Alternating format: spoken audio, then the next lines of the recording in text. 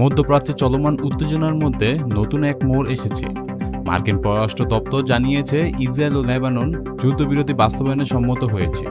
তবে এই চুক্তি কার্যকর হওয়ার জন্য বেশ কয়েকটি গুরুত্বপূর্ণ শর্ত পূরণ করতে হবে। চুক্তির অন্যতম প্রধান শর্ত হল ইরান সমর্থিত সশস্ত্র গোষ্ঠী হিজবুল্লাহকে সম্পূর্ণভাবে হামলা বন্ধ করতে হবে। পাশাপাশি দক্ষিণ লেবাননের লিতানি নদী থেকে ইসরায়েলের সীমান্ত পর্যন্ত এলাকায় হিজবুল্লাহ সব সদস্য কার্যক্রম সরিয়ে নেওয়ার কথাও বলা হয়েছে। মার্কিন পররাষ্ট্র দপ্তরে বিবৃতি বলা হয়েছে, ইসরায়েল ও লেবানন ভবিষ্যৎ সম্পর্কে শুধুমাত্র দুই দেশের সার্বভৌম সরকারের নির্ধারণ করবে। কোনো রাষ্ট্র বা অরাষ্ট্রীয় গোষ্ঠীর জন্য লেবানন ভবিষ্যৎকে প্রভাবিত করতে না পারে সে বিষয়ে জোর দেওয়া হয়েছে।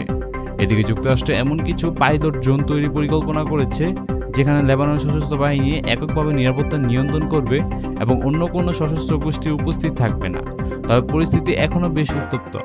বুধবার দক্ষিণ লেবাননে ইসরায়েলে হামলার অন্তত 9 জন নিহত হয়েছেন।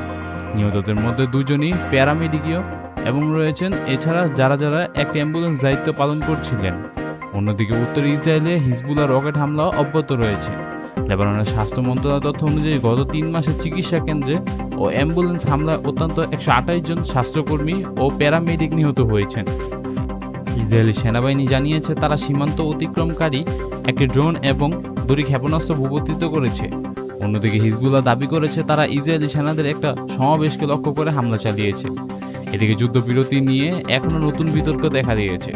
লেবানন সরকার বলছে হিজবুল্লাহ বৈরুতে হামলা বন্ধের বিনিময়ে ইসরায়েলে হামলা না করার বিষয়ে সম্মতি দিয়েছে, কিন্তু হিজবুল্লাহ রাজনৈতিক পরিষদের সদস্য মাহমুদ কামাতি এই দাবি প্রত্যাখ্যান করেছেন। তিনি বলেন কোনো পূর্ণাঙ্গ যুদ্ধবিরতি চুক্তি হয়নি, শুধু বৈরুতের দক্ষিণাঞ্চলীয় দাহিয়ে এলাকায় রক্ষা করার বিষয় নিয়ে আলোচনা হয়েছে।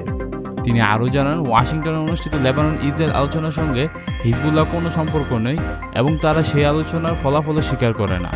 অন্যদিকে মার্কিন পররাষ্ট্রমন্ত্রী মার্কো রুবিও তিনি বলেছেন তিনি আশা করেন যে লেবাননের নিরাপত্তা নিশ্চিত করতে এমন একটি কর্মপরিকল্পনা তৈরি হবে যা হিজবুল্লাহ থেকে স্বাধীন হবে। এই সংকটের পেছনে রয়েছে দীর্ঘদিনের সংঘাত। গত 2 মার্চ ইরানের সর্বোচ্চ নেতাকে লক্ষ্য করে ইসরায়েল হামলার পর হিজবুল্লাহ ইসরায়েলের দিকে রকেট ছেড়ে। এরপরে ইসরায়েল লেবানন জুড়ে বিমান হামলা ও দক্ষিণাঞ্চলে স্থল অভিযান শুরু হয়। লেবাননের স্বাস্থ্য মন্ত্রণালয়ের তথ্য মতে যুদ্ধ শুরু হওয়ার পর থেকে দেশের মাটিতে অত্যন্ত 3500 মানুষ নিহত হয়েছে। অন্যদিকে জাতিসংঘ জানিয়েছে 1 মিলিয়নের বেশি মানুষ বাস্তুচ্যুত হয়েছে। মধ্যস্থকারী হিসেবে যুক্তরাষ্ট্রের ভূমিকা নিয়ে চলছে আলোচনা।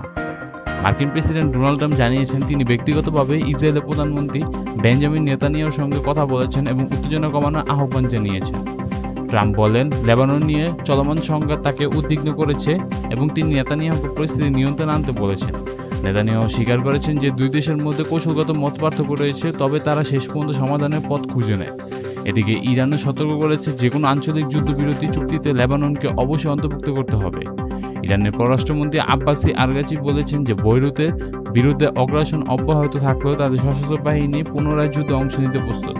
সব মিলে যুদ্ধবিরতি ঘোষণা এলে বাস্তব পরিস্থিতি এখনও জটিল অনিশ্চিত, বিশেষ করে হিজবুল্লাহ অবস্থান সীমান্ত চলমান হামলা এই চুক্তির ভবিষ্যৎ নিয়ে প্রশ্ন তৈরি করেছে। এখন দেখার বিষয় আগামী 22 জুন নির্ধারিত বৈঠকে 2 পক্ষ একটি পূর্ণাঙ্গ কার্যকর যুদ্ধবিরতি চুক্তিতে পৌঁছাতে পারে কিনা।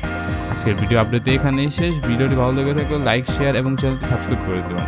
বন্ধুরা, যদি ভিডিও নিয়ে আপনাদের কোনো মন্তব্য থাকে তাহলে অবশ্যই কমেন্টে জানাতে পারেন।